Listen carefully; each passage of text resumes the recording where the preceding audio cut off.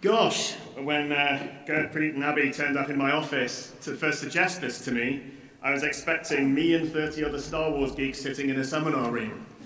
Turns out the university's full of Star Wars geeks. That's quite good. Hello, good evening. My name is Paul Jackson, and somewhat unbelievably, I'm a professor in this reputable institution. I'm actually a professor of African politics and Director of Research for the College of Social Sciences, so I'm supposedly a serious professor. I usually spend my time researching militaries and police in war zones in Africa and South Asia. And of most relevance, I am an expert, or supposed expert, in rebel groups and rebel dynamics. So I negotiate with rebels, and I work with rebels, and I somehow, from some strange history in my head, I understand rebel groups and their dynamics.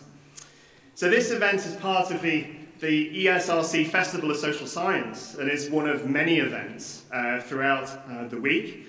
We also have a hashtag, which is on there. So if any of you want to tweet the many photographs you've had taken cuddling the Wookiee, and maybe less of you cuddling the Stormtrooper, then please use the hashtag. The event is also being live streamed on the university's Facebook page. Okay, so in 1977, a film was released that didn't contain any real stars except the two aging British actors Peter Cushing and Alec Guinness. And it was directed by an almost unknown director, George Lucas. And yet, there were queues around all the blocks of all the cinemas waiting to go and see this film. In 1977, I was 9 years old and was one of those kids queuing around the blocks around several different cinemas in Newcastle where I was brought up. Almost none of which are still there now, I hasten to add. It's very, very hard to overstate the influence of Star Wars on my early life. Pretty much everybody in my class at school had Star Wars toys, drew lines with Star Wars pencils, pens, and rulers, drank from Star Wars cups, slept in Star Wars bedding, and listened to the music of Star Wars on vinyl records. For those of you who are too young to know what that is, that's a large, round, black, flat thing that you put on a record player. In fact, in a later spoof of Star Wars, a film called Spaceballs, the character Yogurt was only just exaggerating when he mentioned Star Wars the Flamethrower. My generation, or at least part of it, was immersed in Star Wars at a time in 1977 when James Callaghan was Prime Minister, David Owen was the youngest ever Foreign Secretary, Charlie Chaplin died, just think about the longevity of that, Freddie Laker launched the first budget airline, the Morecambe and Wise Christmas show attracted one of the highest TV audiences ever, of more than 29 million, Queen released a little-known and incredibly obscure tune called We Are the Champions, and Kenny Dalglish becomes the UK's most expensive footballer at a massive £440,000 fee from Celtic to Liverpool. And the Prime Minister officially opened the M5 motorway. So in 1977, Star Wars was a really, really exciting thing. What I have taken from 1977 are really two things. The first one is the first Clash album that I still play now, that was released in 1977, and the second one is Star Wars and its influence of the way that I view the world and the way that I think. So what is it about Star Wars, do we think, that retains this appeal after so long? George Lucas himself is not in much doubt about this. He says he was updating ancient anthropological themes for the modern era, whatever that means, he says, as a social scientist. Even though Star Wars is set in a fictional galaxy a long, long time ago and far, far away, it contains remarkably human themes that draw on history and classic cinema. I love history, so while the psychological basis of Star Wars is mythological, the political and social bases are historical, Lucas told the Boston Globe. Some of these influences are clear, and I just want to outline 4 of them now, and they're themes that we'll probably come back to a little bit later. The first one is the rather obvious use of Nazi Germany. There's nothing subtle about either Nazi Germany or indeed the use of Nazi Germany in Star Wars itself. After all, the soldiers of the Galactic Empire are called stormtroopers. The imperial officers' uniforms are reminiscent of the Second World War German military, and the gradual rise of Palpatine from Chancellor to dictator mirrors the rise of Hitler from Chancellor to Führer. The second, and maybe the slightly less obvious, depending on who you are, of course, influence is ancient Rome. If you look at most of the films over quite a long period of time, rather than just the initial trilogy, the political institutions of Star Wars, like the Senate, the Republic, and the Empire, and the pseudo-Latin names of characters like the Vice-Chancellor, oh, did I say Vice-Chancellor? Chancellors Valorum and Palpatine echo those of ancient Rome. The Phantom Menace even has its own version of Ben-Hur's chariot race in the pod race, if you think about it. And the transition of the underlying political institutions from Republic to Empire also mirrors the story of the Roman Republic and the Empire and the rise of the Caesars themselves. I think thirdly, and maybe less known, is something that George Lucas outlined himself. And although there are parallels between Palpatine and dictators like Hitler and Napoleon and the fall of the Roman Republic, the more direct inspiration and more recent inspiration for the saga's evil antagonist was actually an American president, Richard Nixon. And Lucas himself saw Nixon as subverting the Senate, and then he claims it got him thinking historically about how democracies turn into dictatorships. And indeed, to quote him, because democracies aren't overthrown, they're given away. Along with Richard Nixon, Vietnam also has several influences within the film. Remember that the Vietnam War had just ended in 1975, so just before the film was released, so as it was being made. So not only is the imagery of an empire versus local people present in the overall narrative, but Lucas himself says that he used the Viet Cong as the inspiration for the Ewoks. Quite what the Viet Cong thought of being cast as small, lovable, furry creatures with Stone Age technology is not recorded anywhere. Lastly, we come to the Jedi, Lucas' religious order. In some ways, these are a particularly interesting group, with similarities, and several people have compared them to Japanese samurai, but actually the closest historical likeness comes from the Knights Templar. And Lucas himself talks about taking the medieval Knights Templar as a model because they were esteemed for their austerity, their devotion and moral purity, as well as their fearsome fighting ability. They practiced individual poverty within one of the richest medieval institutions that existed at that time. They derived their wealth largely from finance. They lent money to everybody. They were moneylenders. The Templars, in fact, were a kind of proto-multinational company in lots of ways. They were owed money by almost all of the monarchies in medieval Europe, and in fact, that ended when the French decided they couldn't pay their debts back, and so they massacred a lot of Knights Templar in a way that is mirrored very closely by Chancellor Palpatine's Jedi Purge in Revenge of the Sith.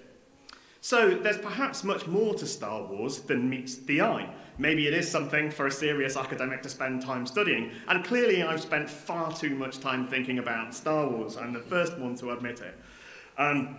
Lots of history to look out for, and lots of politics to think about, most of which we'll come back to a little bit later this evening. But now we're going to hear two talks from two of my colleagues. We'll hear much more about the fantastic merchandise and the mythology and all the rest of it from Finola Kerrigan, but first we're going to hear about some of the very cool science behind exoplanets, astronomy and other things with Amaury Triaud.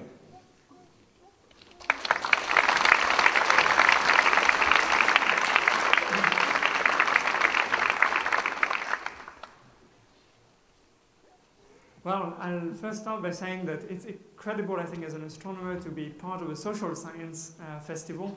I think the chance of Star Wars is that it's full of planets. And my job, part of my job, is to find planets or exoplanets. So what are these? Well, exoplanets are planets that orbit other stars than the Sun, other planetary systems far away from here. And we've discovered the first of them only about 25 years ago. And in fact, this year, the Nobel Prize in Physics was awarded for the discovery. And what have we learned in 25 years? What have we discovered? Well, we've discovered an incredible diversity going beyond our imagination Some of it we had thought about, and we'll go across some of these planets, but others that we didn't imagine could possibly exist. And what I find interesting also in Star Wars is how diverse the races, but also all the planets are in those films. And I think it's interesting to reflect. Astronomy is often used to reflect on our society, on how diverse our exoplanet populations are, and how, therefore, diverse we should be as well, inclusive of that. So let's first look at the image behind. It looks benign, it's a planet, but there is something else here. There's a big star, there's another one. And immediately that tells us something that we're not in the solar system right then. This is an illustration, by the way. I will show you many illustrations, and then a little bit of data. What we see here is an artist's rendition of a putative planet orbiting the star Alpha Centauri b, one of the nearest stars to the Sun. And the Sun is within this picture. Can you spot it? Try a little bit. Look there. Just another star in the sky. It actually falls within the constellation of Cassiopeia, and it becomes just one more into that constellation. And that's why I do exoplanets, because it sets the scene. It mirrors us, basically. We're trying to understand the position of Earth within the cosmos. And it's telling us about our origins, at least part of it, how Earth began, how often is there life in the universe, etc. So what else have we found? So I'll go through a few weird systems. The biggest planet that we know of is actually one that I helped discover with the WASP team. This is the wide-angle search for planet, and it just turned out to be the 17 planets that we detected. It's about twice the size of Jupiter, which is about as big as a planet can get. But what's interesting with this one is not just that it's the biggest, it's also how wonky it is. So in the solar system, we have the Sun rotating in one direction and all the planets in the same disk. But on this one, this is not the case. We have the star going one way and a planet going the opposite way. And that is telling us something about the origin of this planetary system, what happened when planets came fairly close to one another, exchanged orbital energy, raising the orbital inclination of this one. Now let's move to another planet by another team called KELT. The KELT team, the kilo-degree extremely little telescope. Those are telescopes which are this size, right? And they're directed towards the brightest stars, because if you want to observe a bright star, you don't need a big telescope. And this turns out to be the hottest planet. It's slightly smaller than WASP-17, but how hot it is, 4,000 degrees on the surface. This is actually hotter than most of the stars in the night sky. In fact, because of the size of this planet and its temperature, it's brighter than most of the stars that exist in the universe. Isn't that crazy? How is our definition of planet changing now? Well, let's move on and look at this star. So you see here Saturn, and this is the smallest star that we know of at the moment, what we call a main sequence star, so a regular star that burns hydrogen. This is one that we discovered, and it's only slightly bigger than Saturn. You see here Jupiter, and you see here another star called TRAPPIST-1 that we'll talk about just later. Now, although it's about the size of Saturn, it's 80 times more massive than Jupiter, and that's why the mass at the center is so concentrated that it allows hydrogen to fuse into helium, creating energy and essentially brightness. Now, why do we have TRAPPIST-1 here? TRAPPIST-1 is an important star because around this one, we discovered about 3 years ago 7 planets. 7 planets the size and the mass of the Earth. It's there in Aquarius, just south of the celestial ecliptic. And here we have the planetary system, 7 of these planets around there. The distance between the center of the star and here is only 6% of the distance between our Earth and the Sun. In fact, the system is so tightly hugging the star that the distance between this planet and this one here is only 3 times the Earth-Moon distance, such that if you were on the night side of one of these planets, looking through a telescope of this size, you would see metropolitan areas. This is space opera. This is incredible. We were absolutely astonished to discover that. But what's more with this system is how interesting the planets are, because we consider them all being temperate, meaning that under certain conditions, very exotic conditions, geologic and atmospheric, you could expect liquid water to remain liquid for billions of years, at least on a part of the surface. And so this is one of the places where now we're searching actively to find whether the planets have an atmosphere, whether this atmosphere allows conditions on the surface for water to remain liquid, and whether, if they have those two quantities, whether there is life in the cosmos. And within 10 years, we will have data already telling us something about these atmospheres. So this is a beautiful system. How does it look in practice? Well, we don't really know. I'll show you the data after, but the closest we can see is something like that. This is footage for the first time. Before were only illustrations. This is footage taken by Cassini around Saturn. And the relative sizes of the moons here, as seen from the spacecraft, are reminiscent of the various view you would get of the TRAPPIST-1 system. Really, as I told you, space opera made real, Star Wars made real. So what do we see as an astronomer? Well, it's not as beautiful as an image, as you can see. This is data. We have here the brightness of our star as a function of time. And here, the planet is passing in front of the star and hiding it, making it just 1% dimmer. Here, you have two planets passing in front of it, and so it goes to about 2%, just like this. See, it's a bit darker because the planets pass in front of it. And you just wait, you measure, and here you have a point every like 15 minutes or so, and you observe for 3 weeks, and you see every time here a planet passes in front of it. That's how we deduce the presence of planets. How frequently this appears tells us the orbital period, how deep each of these things is telling us the size of the planet, and actually through some clever trick of Newtonian gravity, we actually measure the masses on how exactly regularly the orbits are moving with respect to one another. Now we're trying to find more of those, and actually today is a special day. We are entering this Speculoos consortium. It's in Chile. You see here the desert of the Atacama, which looks very much like Tatooine, for instance. And this telescope, it turns out the orange one, the prettiest of the four, is ours. Birmingham just joined the consortium today. And with this, we're going to find something like 30 systems like TRAPPIST-1 around the nearest star. And so within the next 5 years, we will be able to look at many other Earth-like planets. And that will be surprising. We have actually no idea what we're going to find. In the solar system, we have 3 terrestrial planets: Venus, Earth, and Titan. Titan is a satellite of Saturn, the only one that has an atmosphere. And the atmospheres can't be more different from one another.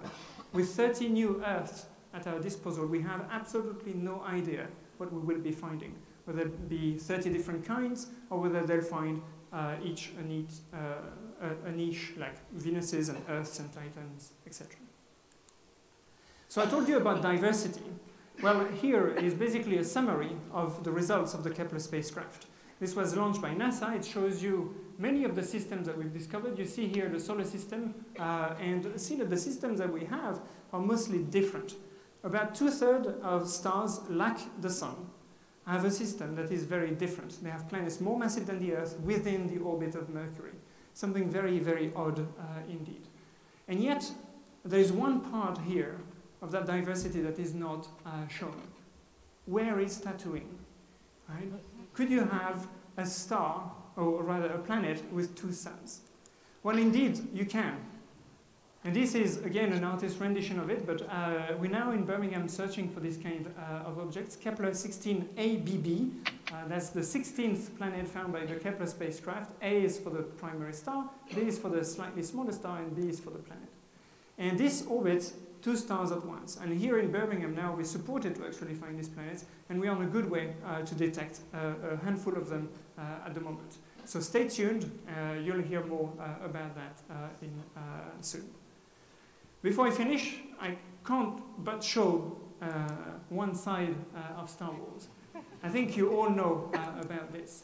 But there is more than just meets the eye. You see, just as Luke is walking, it looks like the scene is still. But in fact, something else is moving. Can you guess? Okay, let's take a still here, and let's go back. Can you see what moves? The stars are moving, yes.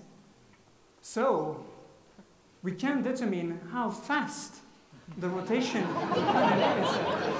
All right, let's look at that. Okay, here it is, up, half a degree for about the size of the moon. That's a bit your thumb at arm's length.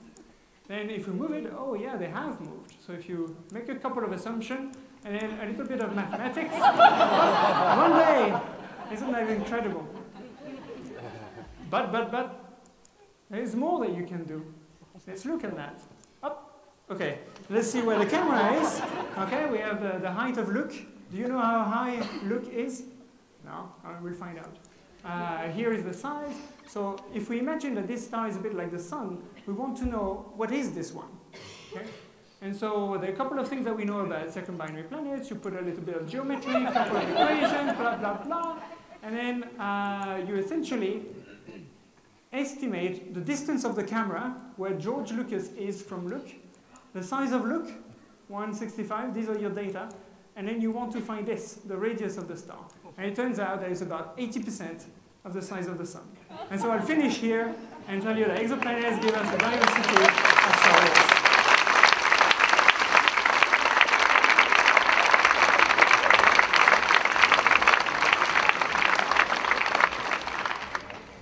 Okay, I'm bringing us back down to earth a little bit. So I'm delighted to share some of my work on brands in film with you. And it's great to be in such great company this evening and doing this. My name is Finola Kerrigan. I'm a professor of marketing. That's my slide, yes. I'm professor of marketing at the business school here. And I've been doing research on marketing the arts, consuming the arts, and particularly around branding in the arts for quite some time.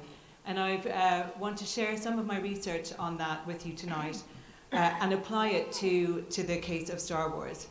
So from this perspective, Star Wars can tell us a lot about the power of branding and how branding works as a social and a cultural technology. Over the next few minutes, I'll share my research and apply that to Star Wars so we can understand that better. So branding in film is extremely interesting because essentially branding is all about constructing and telling stories. So when we think about branding in relation to film, what we're doing is we're telling stories about stories. And so it's an ideal marriage between these two areas of branding and film in terms of the centrality of the story. In the case of Star Wars, George Lucas talked about Star Wars blending mythology and technology. And that's clearly what we see, and particularly we can see that kind of tonight. George Lucas was very influenced by the work of Joseph Campbell, and he referred to Joseph Campbell as one of his mentors. Campbell famously wrote The Hero with 1,000 Faces, which has become a kind of Bible for a lot of people in the film industry. It talks about the rules of the hero's journey and how to create myths within film. And so we can see that very strongly in some of what Paul talked about earlier. We can see that importance of myth and telling the story of the hero's journey. What happens in the hero's journey is the hero is engaged in some kind of journey, they have an obstacle, they overcome this obstacle, and then they are ultimately victorious at the end. But if we step back from the narrative within those Star Wars stories themselves and think about how Star Wars as a brand has evolved, that's a very interesting understanding of this cinema brand and how this cinema brand has itself become an icon. So this brings me to my very exciting research. Quite a few years ago, actually during my PhD, I was looking at the film industry. I was very interested in looking at branding, and I didn't pursue that line. But once I finished, it kept coming back to me, and eventually I ended up writing a paper with my colleague Dara O'Reilly from University of Sheffield it's called The Film Marketing Brandscape, for those of you who are desperately excited, and it was published in the European Journal of Marketing. And in order to understand how branding as a concept relates to film and how applying branding to film allows us to understand how people relate to it, my colleague Dara O'Reilly and I developed this extremely exciting model. There are a number of other more exciting models in the paper, but this is the one I wanted to show while I'm talking about Star Wars. What we conceptualized was a film as a brand itself, and then within that film, each of the constituent parts can be seen as a sub-brand. So in the way we think about how meaning is created, we can think about actors as brands, directors as brands, producers as brands, genres as brands, etc. And what we see is that for each film that we release, these brands fight for meaning with each other within the context of that film. Each iteration of the brand or the film brings together different sub-brands, and each time they come together later, in later films, that meaning is changed by association. So changing the cast or an actor starring in a particular film changes how we think about that. So central to the Star Wars myth is the heroic figure of George Lucas himself. He was working in a very exciting period for filmmaking in the post-1950s era, what we refer to as New Hollywood. A lot of the iconic American filmmakers that we know today emerged from that period. Lucas' first film was a dystopian film, THX 1138. It was produced by the director brand Francis Ford Coppola. Ford Coppola at that point was very renowned for having produced The Godfather.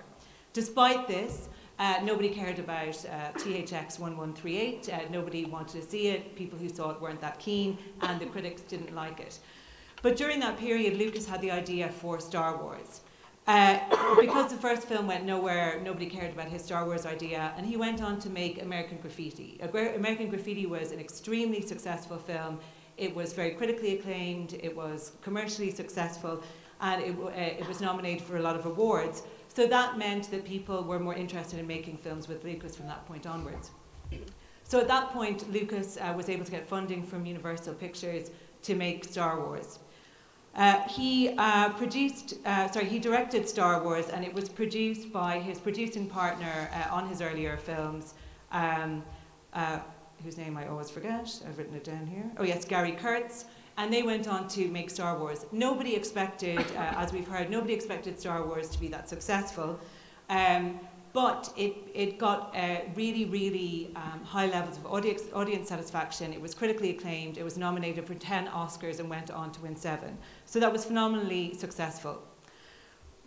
Within that, we see we've come to associate the music, the iconic music we hear tonight, with that brand of Star Wars. Certain lines, certain visuals, certain characters, certain plot lines, etc., have all become associated with Star Wars.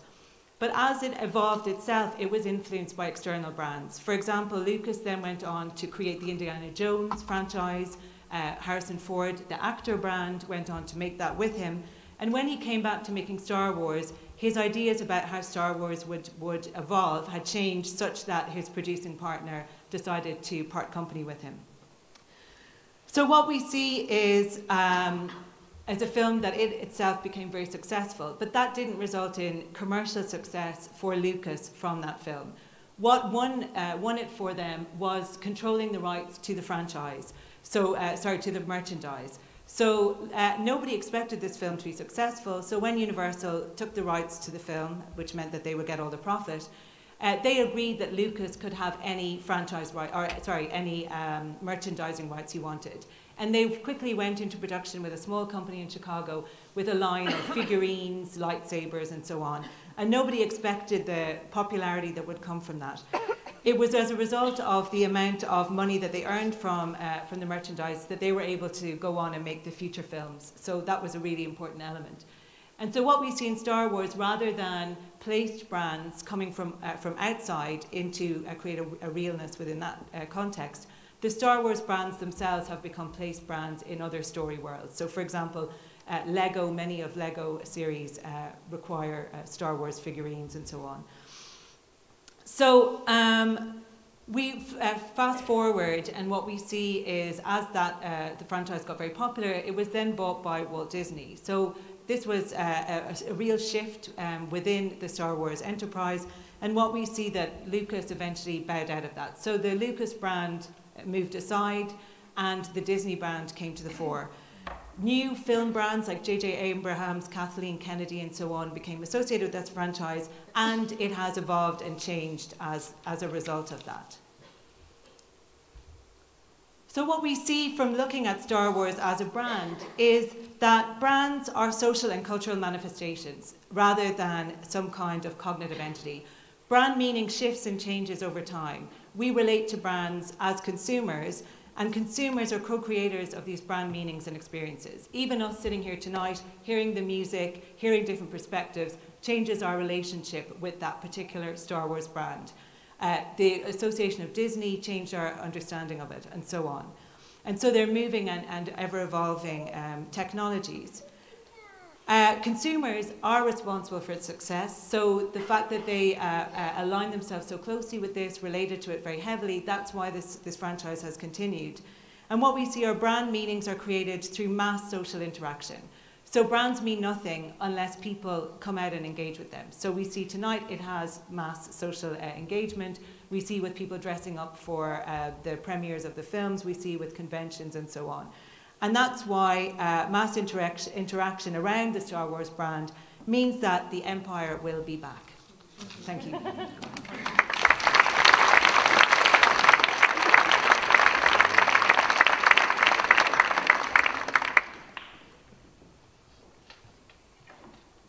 Everybody.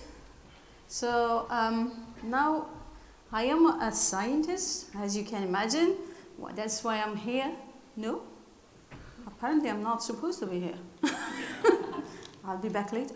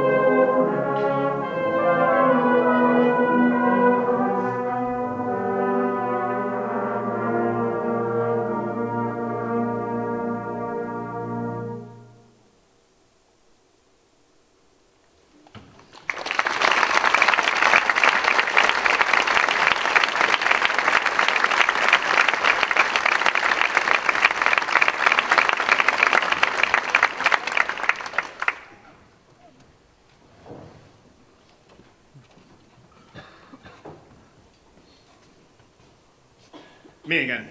The only problem with sharing a stage with an astrophysicist is they say things in throwaway lines like, here's a planet I discovered earlier. I should get more imaginative about how they name the planets, though, I think, as speaking as a social scientist. Okay, so the Star Wars franchise is one of the most successful set of films in the history of cinema.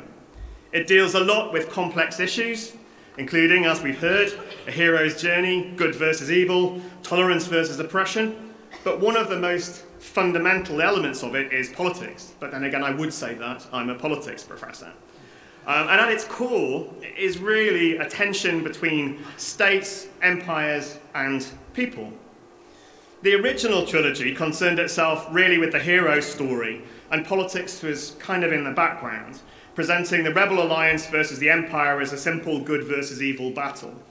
The second trilogy, or the prequel, which is kind of confusing, really, is far more politically nuanced, charting the decay and destruction of democracy and the manipulation of malevolent politicians, particularly Senator, later Emperor, Palpatine, who I've mentioned several times already this evening, one of my favourite characters. Taking on the historical themes I outlined earlier of the fall of the Roman Republic, the rise of Hitler from democracy to dictator, and the experience of Richard Nixon in the US, George Lucas really does not like dictatorship very much.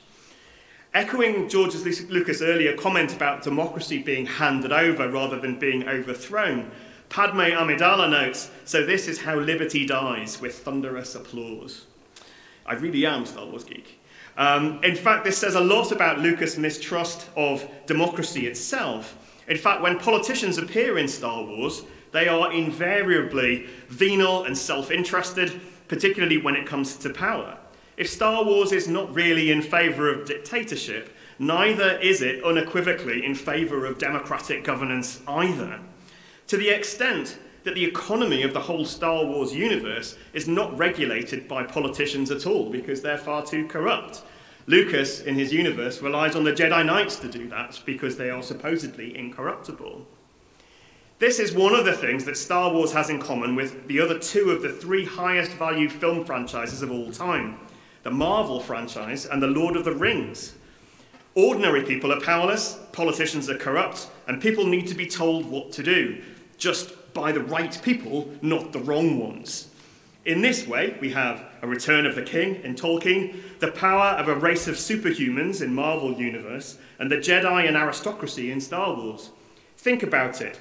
Even the Resistance is led by a princess. Star Wars does have a lot to say about the nature of power, not least that power corrupts. Across all of the films, a core storyline is that individuals may start out with good intentions, but are tempted to go across to the dark side, even though they may do so for good intentions themselves. Anakin Skywalker is the classic example of this. We need a system where the politicians sit down and discuss the problem, agree what's in the interest of all the people, and then do it. May sound quite familiar to many people who've been watching a lot of contemporary debates in the UK. And if they don't, they should be made to, was, in fact, Anakin Skywalker's comment. Secondly, the franchise is deeply concerned with the separation of powers, specifically the dangers of placing powers in the hands of one person. Star Wars is, above all, a kind of meditation on the dangers of totalitarianism. Palpatine is handed exclusive powers by the Senate in the face of terrorist attacks and a purported crisis. As the executive, he then creates his own army and wages the Clone Wars, during which he destroys the remnants of the Old Order and the Jedi along with it. And it's hardly a rousing support for democracy itself. And indeed, whenever democratic institutions alongside politicians are shown, they are inevitably sclerotic and inefficient. Resistance to bad dictators doesn't rely on democracy, it relies on small bands of rebels led by aristocrats and an elite force-wielding Jedi, a quasi-religious movement. The Jedi themselves also don't seem to be subject to democratic control, even though they subject themselves to the Republic. Their loyalty is to a higher power in the Force. What the franchise seems to be saying is that we can't trust our politicians, and the public are largely left out of the equation.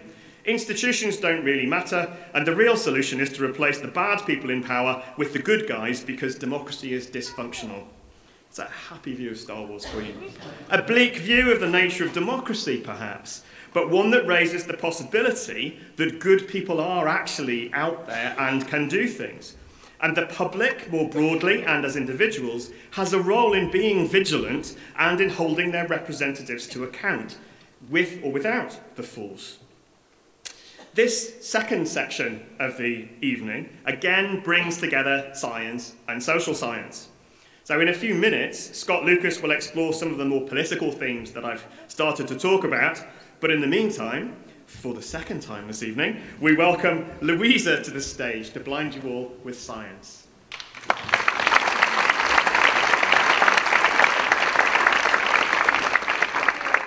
was all planned because you had a trailer and now you have the real movie.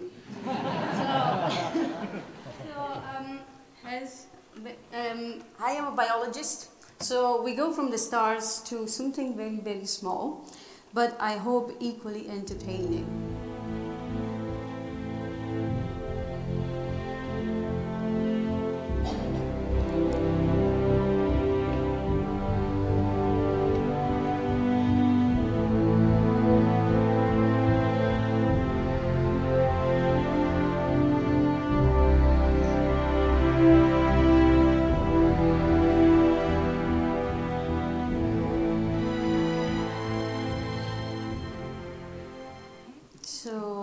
I want to talk about today.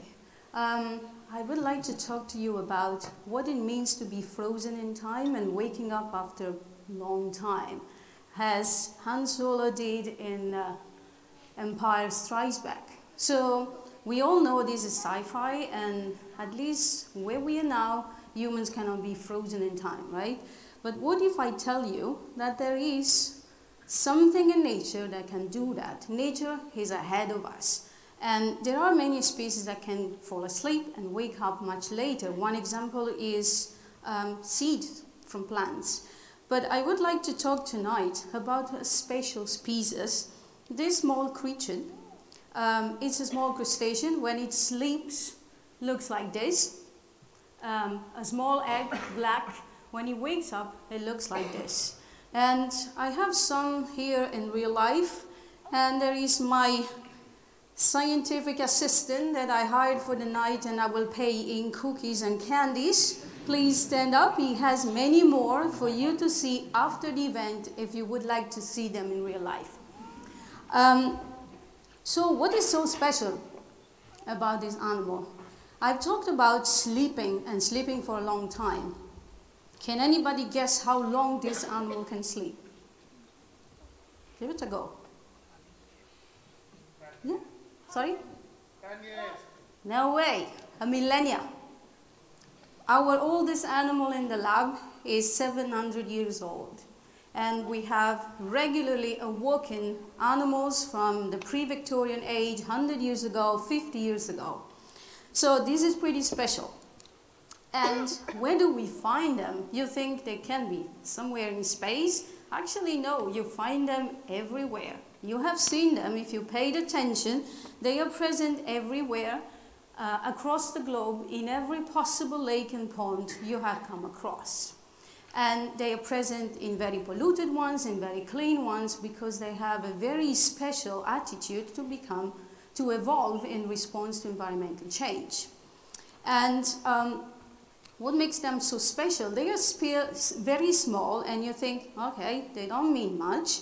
But actually, when they are very central to freshwater food webs, what this means is when they are there, they are the preferred food for small fish, and they eat algae and bacteria. So they have a very central role in keeping water clean. And why is this relevant to us, you might think? There is several reasons why this is relevant to us. Because freshwater delivers a number of so-called ecosystem services. And what are those? These are clean water we drink and we wash with, food we eat, climate mitigation we need so much, otherwise we will already be boiling by now. So these ecosystems are very critical, and this small animal occupies a very central part in that ecosystem. Something else make it very special is small but smart.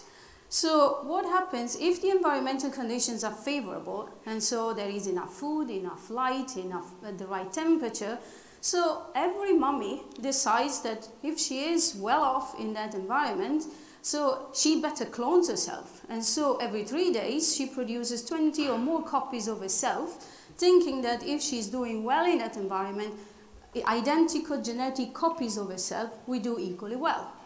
But then she's smart enough to perceive when there is a change. And so the moment in which things change dramatically and then it's too freezing, too warm, there is not enough food, well, she knows it's time to change strategy. And so what she does is to produce small males, and then there is recombination, the end point of which is a dormant egg.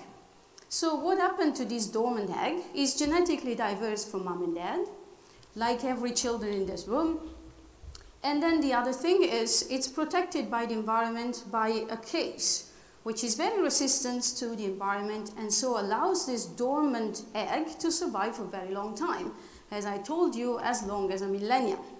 Now what happens to them is they sink at the bottom of lakes and they wait. And so they wait for the next season to wake up again. Many of these do, but they produce so many of them that actually not all of them hatch or wake. And what gives us the opportunity to go in a lake and sample these animals for ourselves. So this is, for example, Edgbaston is very close to us. You can see we use very sophisticated equipment. It really consists of a plastic tube that we call corer and a contraption that these very skilled men created, a man-made boat, and the idea is to be on a mission, like Skywalker goes on a mission, goes to the middle of the lake and wants to sample history. And how do we do this? By sampling a core of sediment. Why would we do that? So the thing is that every year sediment happens, right? And so there is accumulation in the lake. And then it doesn't get disturbed. And so if you take one of these sediment core, you have history for 100, 200 years undisturbed. And you can interrogate this sediment and ask what happened 50 years ago, what happened 100 years ago, and so on. So we measure it, we put it in this cage, also man-made, and so what you know here is that the bottom is the oldest part and the top is the most recent one. And as you see, all across we can go. And what happens here is like cutting with a cookie cutter. We take one slice at a time and we save it in bags. So now I tell you something else. Most people don't realize that what you can do with this sediment is to date it. So you know exactly how old each layer of sediment becomes. And so from this, what we do is also to resurrect our animals. And so we will have animals of different ages from the present to the past, to a millennia ago. This is one of my former students, and this is what she does. She isolates the dormant embryos. I told you they were protected from the environment within this case. It's quite hard, you know. It's the same composition as the exoskeleton of insects. So it's really hard, protects the small embryos that sleep and sleep for a very long time. And now what happens? We have exposed them. We have given them the idea that actually it's time to wake up because there is light, there is food. So, hey, it's time to come back to life. And so what they do, even after hundreds of years, they pick up where they left off. So you leave them there, a handful of cells, and they went to sleep, and they stopped doing anything. And now you expose them to light, you expose them to food, the right temperature, so it's kind of summary, and they start waking up. So they develop fully functional animals again, and each one of them is genetically distinct, is different. So I told you before, each one of them can produce identical copies of itself, right? So what this allows us is to keep them, each one individually, in the lab forever, because they keep cloning themselves. So why is this interesting? Besides it's very cool, there is some interesting science you can do with this. So if this is a sediment core, right? This is the present, this is 200 years ago, and you have sampled across it, right? So what this allows you to do is to measure how evolution happened. What genetic changes have occurred through time in these animals that allow them to adapt, for example, to climate change or to pollution. So it is in a way like taking children in this room today, put them in the same environment as mommy, grandma, grandgrandma, and so on and so forth, and then measuring what genetic changes happen in their genetic makeup. You could also expose them, let's say, to high temperature and see which one does better, or you can expose them to fast food and see which one digests it better. So that's just to give you an idea what you can actually do if you have populations that come from the 1900, 1940, 50, 60, and so on and so forth. You have basically a fantastic archive of populations from every age, and you can actually understand if this one here has evolved its ability to respond to high extreme events in temperature, which we actually have discovered. This one has evolved the ability to tolerate much more heat waves than this poor one. And the other thing we have also discovered, actually one of my PhD students should be in the room today, he recently discovered that actually these individuals here are much better at uptaking chemicals from the water. So they absorb them and they remove them from water. So what this tells us is we might actually listen to nature, go back there, maybe resurrect some old populations, but natural solutions. We might actually be able to clean our waters using ancient populations of these species. It's in a way like being on a magic evolutionary time machine that allows you to go back and forth as much as you want, ask many questions, and make fantastic discoveries. And what my group is always working on is how this fantastic discovery can translate in solutions, because we all know climate change is happening, everybody is stressing out. Yes, we need to act, but there might be a way that nature can teach us how to act. And so I do hope I convince you that nature can be possibly more fascinating than sci-fi.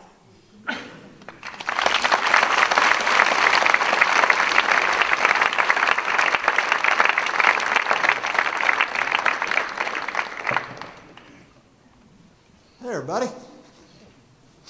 Let me thank the organizers of the festival. Pretty good, isn't it? Let me thank all these excellent speakers. I'm still trying to figure out what some of them said. They're pretty smart. Let me thank the superb orchestra. Thank you folks very much. And you'll hear from them in just a minute. Because I need to thank you all for sticking around to listen to me. Because I'm not sure why I'm here. You see, I may not have seen all of the 9 Star Wars films. And I definitely didn't see Solo. No way. I ain't met no Jar Jar Binks. Don't know what it would look like if I met it. Don't have a Millennium Falcon replica. Never bought one for the kids at Christmas. So why am I here? Maybe to give myself an excuse for taking up a bit of your time. Maybe for each of us there's a bit of a journey from the political to the personal, and Star Wars is part of it. Let me explain. Oh man, in a galaxy far, far away in 1977, it's called Alabama.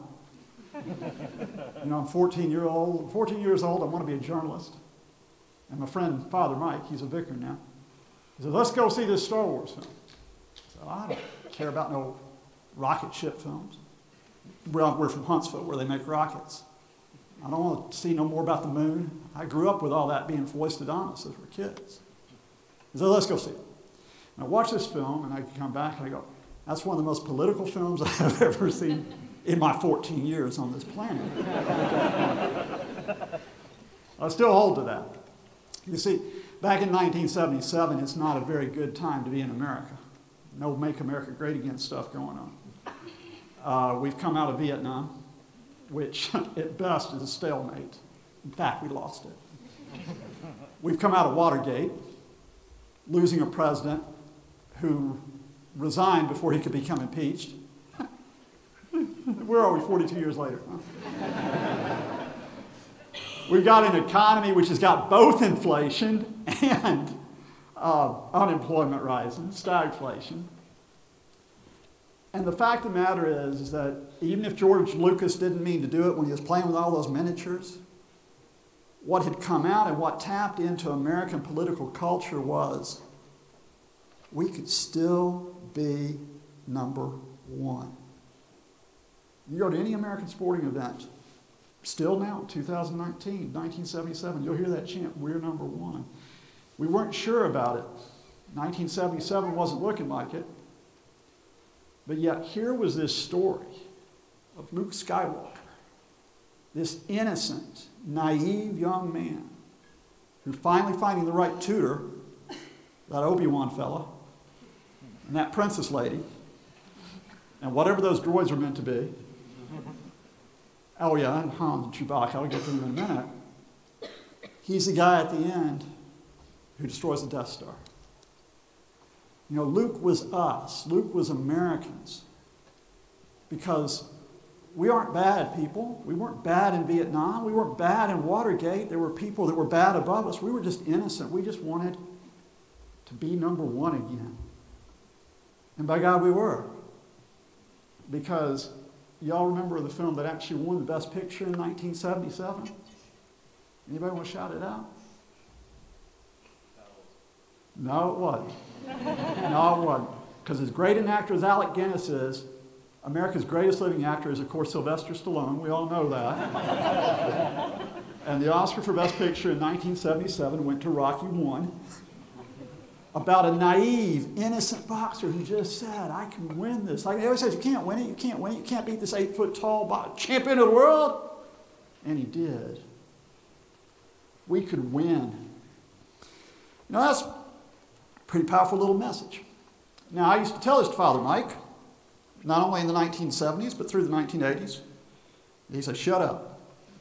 I'm trying to watch a film. So I told him that for years. And then finally, in 1983, this here fellow pops up. Play video for me, folks. What if free people could live secure in the knowledge that their security did not rest upon the threat of instant U.S. retaliation to deter a Soviet attack, that we could intercept and destroy strategic ballistic missiles before they reached our own soil or that of our allies? I know this is a formidable technical task, one that may not be accomplished before the end of this century. Yet current technology has attained a level of sophistication where it's reasonable for us to begin this effort. It will take years, probably decades of effort on many fronts. There will be failures and setbacks, just as there will be successes and breakthroughs. And as we proceed, we must remain constant in preserving the nuclear deterrent and maintaining a solid capability for flexible response. But isn't it worth every investment necessary to free the world from the threat of nuclear war? We know it is. In the meantime, we will continue to pursue real reductions in nuclear arms, negotiating from a position of strength that can be ensured only by modernizing our strategic forces. Now that there is a former actor turned president named Ronald Reagan. Now he's telling us about a space umbrella that can shoot down the missiles coming from the evil Soviet Union, because remember they're around in the 1970s, 1980s. And they're firing them missiles from their Death Star, wherever it is, and we can just knock them all down with this here lasers. Now it's called the Strategic Defense Initiative, but that's not a very catchy name, folks.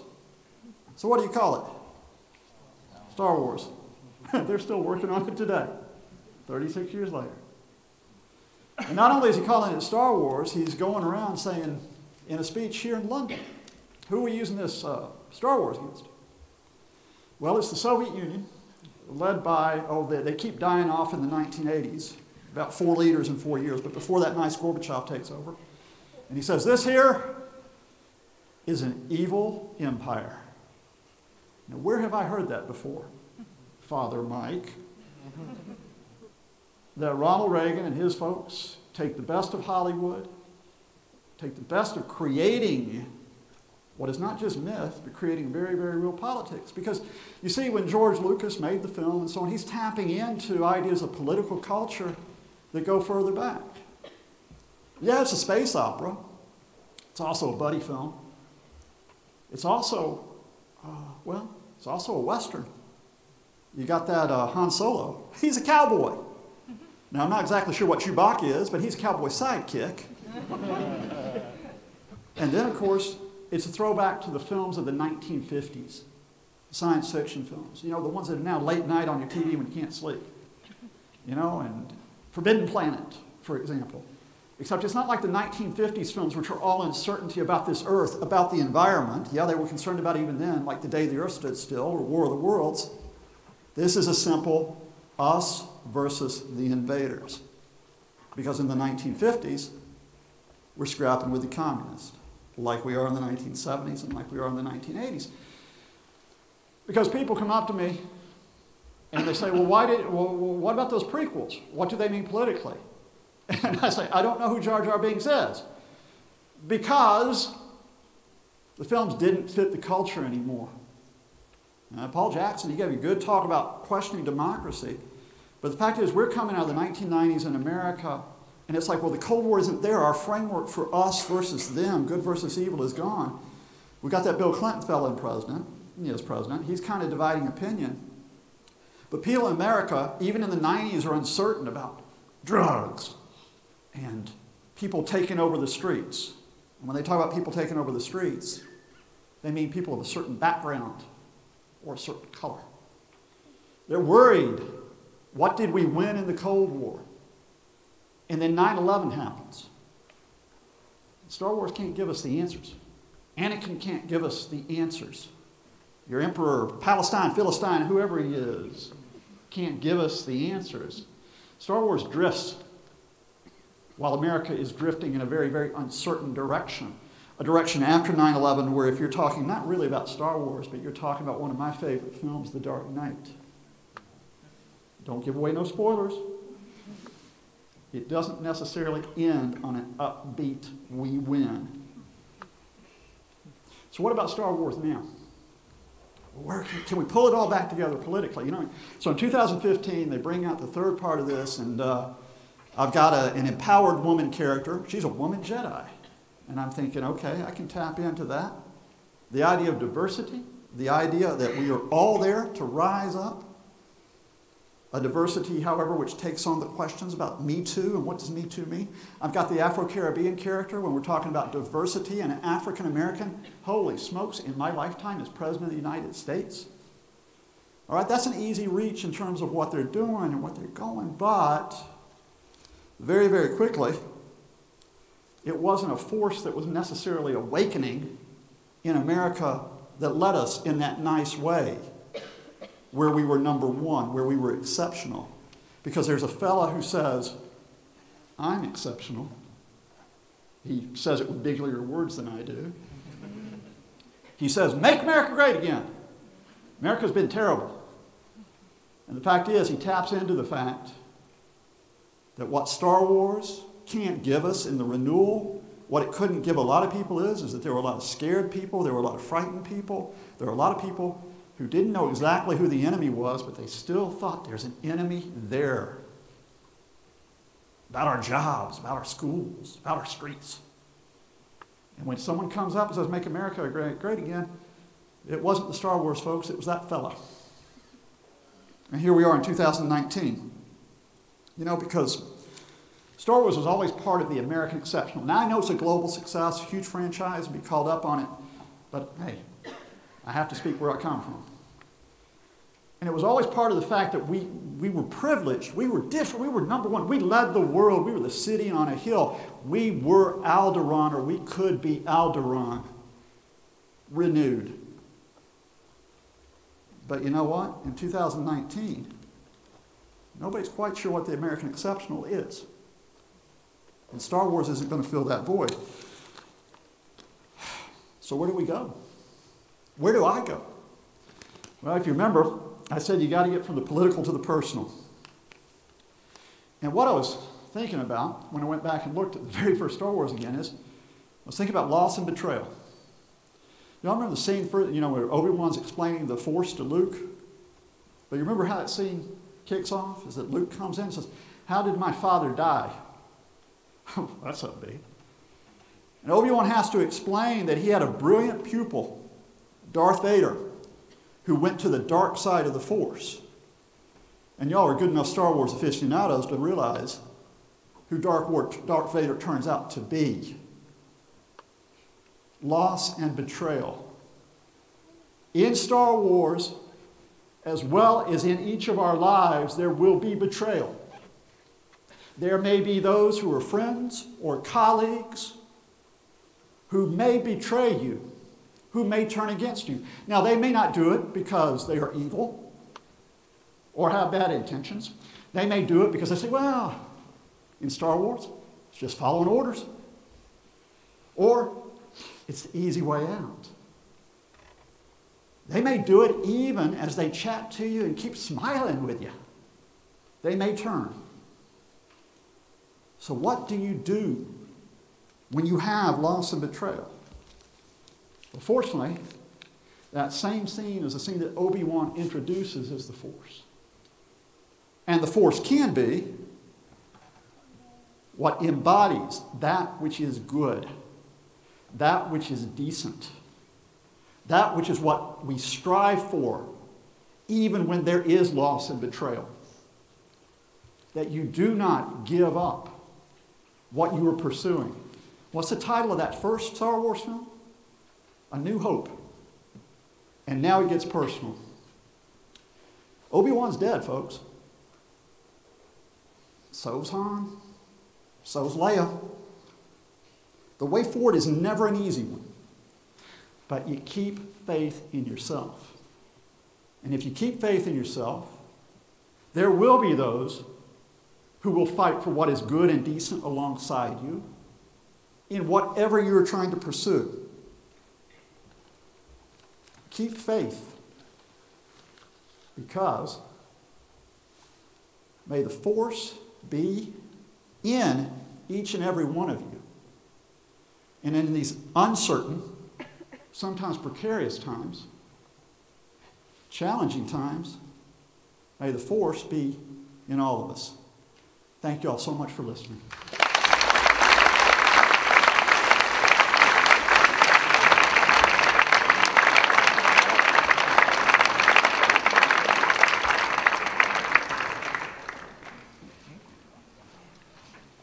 So I want to know, when those embryos get woken up, are they as grumpy as my two teenage sons when I say it's night and it's time to get up? So last time from me, I promise. So we have one more piece of music to go after this. So just quickly, I thought I would share 10 things I've learned from Star Wars. I said at the beginning that it had stayed with me for all of these years. So what do I think I've learned from Star Wars? The first one echoes a bit what Scott's just said. So live your life and live your own life. As Yoda says, do or do not. There is no try. Be decisive. Keep your mind open to new possibilities. Whether it's eating broccoli or joining a group of rebels, trying new things is good for your soul. Everything we experience adds up to who we are, and you should try and experience as much as you can. After all, Luke Skywalker starts out as a frustrated farm boy on Tatooine, pretty much the interstellar equivalent of Telford. Apologies to anybody who's from Telford. Yeah, it took me ages to think of where I was going to put into that particular thing. It took me a long time. Dreaming of an apparently impossible life. 120 short minutes later, he's the saviour of the Rebel Alliance, receiving medals and watching a parade in his honour. So dream big. Secondly, embrace what makes you different. Even if you're genetically identical to hundreds of others, which you're probably not, you are unique. Your beliefs, personality, and struggles aren't exactly the same as anyone else's. Celebrate what makes you special. You are not a clone. Thirdly, don't lie to yourself. We usually already know what the right thing to do is. And I go back to another one of my favourite characters, Yoda. Already know you, that which you need. Listen to your heart and your conscience. Listen to that Yoda voice you hear as you fall asleep. Though the road ahead seems risky, the solution is usually yours and quite often within your hands. There is no room for hate, fear, and regret in our lives. As Luke Skywalker says, let go of your hate. Fourthly, don't judge by appearances, a key lesson of most of the Star Wars films. Yoda again, judge me by my size, do you? And well, you should not. Indeed, as he won several prizes for his fight scene, strangely. Fair comment. Not much I can add to that, really. The Millennium Falcon, as well, might look like an intergalactic pile of junk, but actually, a temperamental hyperdrive allows escape on more than one occasion. Another critical theme within Star Wars, along with appearances, is that every life has a value. Remember, it was the Ewoks who contributed to destroying the Death Star. Fifthly, don't let impossible odds hold you back and ignore people who say that you can't do that. As C-3PO says, "Sir, the possibility of successfully navigating this asteroid field is approximately 3,720 to 1. Don't tell me the odds," snaps back Han Solo. The lesson here is that sometimes taking risks pays off. Just ignore the other 3,719 times that it might not pay off quite so successfully. 6. Often success stems from overcoming failures. "Strike me down and I will become more powerful than you can possibly imagine," says Obi-Wan Kenobi. Even an apparent death is just a step to eventual success. Even if you fail within one film, there is also always redemption, and you can always come back in sequels as a ghost. 7. Don't let fear guide your life. Fear leads to anger. Anger leads to hate. Hate leads to suffering. Yoda again, in The Phantom Menace. Clearly, Yoda was onto something, and I will leave it there. 8. Good friends can make a difference. Surround yourself with people who are supportive and believe in you. There's absolutely no reason to waste your time and energy on people who bring you down. Rather, fill your life with believers and doers, people who inspire you and bring positive energy to your life. Otherwise, you may resort to the dark side. Friendship is one of the Star Wars movie's greatest themes. Luke's relationship with Leia, Han Solo's friendship with Chewbacca, C-3PO, and R2-D2. But you can't really imagine Darth Vader heading down the pub with his mates, now can you? And they lose. Case closed. 9. Humour goes a long way. Dangerous and risky situations often make people nervous. Never, ever, ever say, "I have a bad feeling about this." This is like saying, "It can't get any worse." Believe me, it can. Always better to use humour. Han Solo again, in a garbage compactor. One thing's for sure, we're all going to be a lot thinner. Lastly, a little hope goes a long way.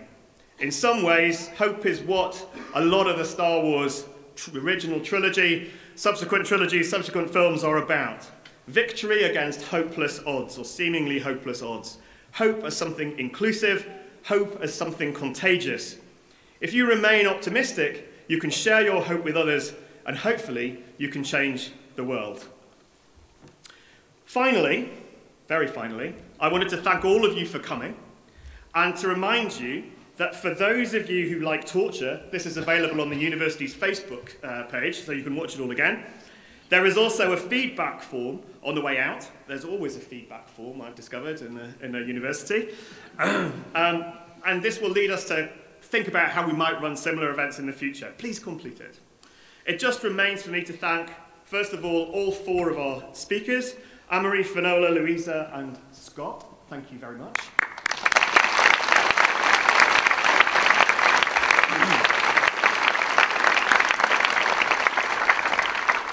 I wanted also to thank the team behind the organisation of this event. It's been excellent. In particular, Gurpreet and Abby, who turned up at my office one day saying, "Paul, we've got this great idea, ... So thank you to you two for organising that.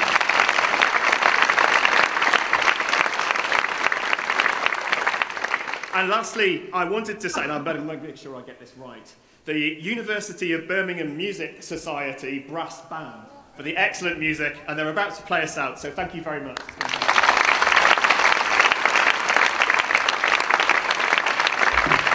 Thank you very much.